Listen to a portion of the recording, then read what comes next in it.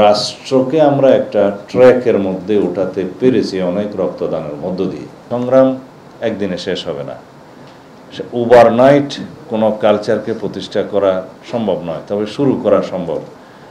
এবং সেই রাজনৈতিক সংস্কৃতির প্রচলনের মধ্য দিয়েই, প্র্যাকটিসের মধ্য দিয়ে আমরা যাচ্ছি। যেমন আমরা প্রত্যেক রাজনৈতিক দলের মধ্যে মতভেদ থাকবে, মতভিন্নতা থাকবে, এবং রাজনৈতিক আদর্শভিত্তিক, কৌশলভিত্তিক, নির্বাচনী কৌশলভিত্তিক বিভিন্ন রকমের বক্তৃতা বিবৃতি থাকবে।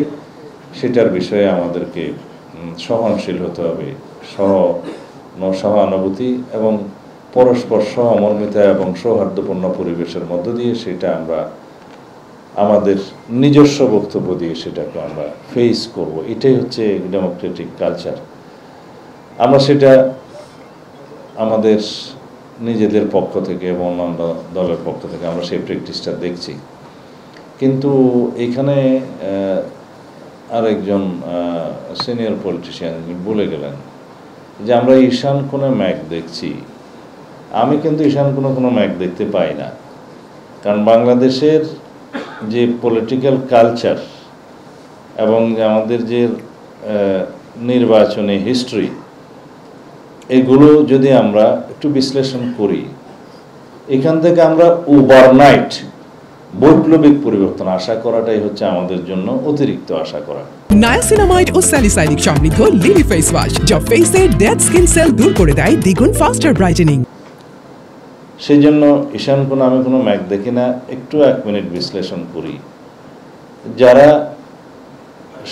জাতীয় ঐকমত্য কমিশনের বৈঠকে আলোচনায় অংশ নিয়েছেন, এখানে প্রত্যেকেই তর্ক বিতর্ক করেছেন, অনেকে অম্লমধুর বিতর্ক করেছেন, পরস্পর আমরা ভিন্নমত পোষণ করেছি, কিন্তু কখনো সৌহার্দ্যপূর্ণ বা হৃদ্যতাপূর্ণ পরিবেশ বিঘ্ন হয়নি। এখনও যারা রাজপথে এবং বিভিন্ন সমাবেশে নির্বাচনকে নিয়ে এবং সংস্কারের বাস্তবায়ন নিয়ে বিভিন্ন রকম বক্তব্য দিয়ে যাচ্ছে, সেটা তাদের ডেমোক্রেটিক রাইট।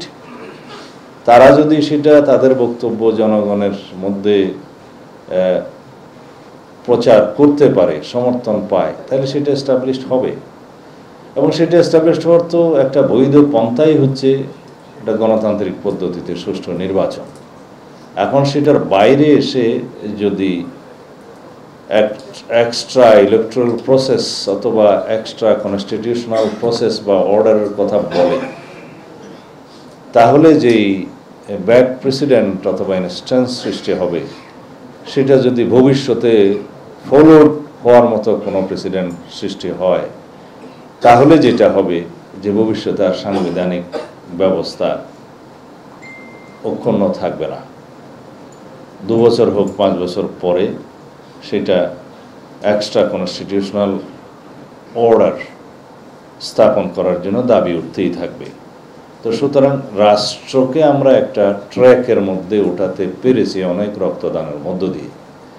সেটাকে আমরা ডিউলি একটা কনস্টিটিউশনাল লিগ্যাল প্রসেসের মধ্যে নিয়ে যাই। এর বাইরে যদি আমরা কোনো কিছু এখন চিন্তা করি,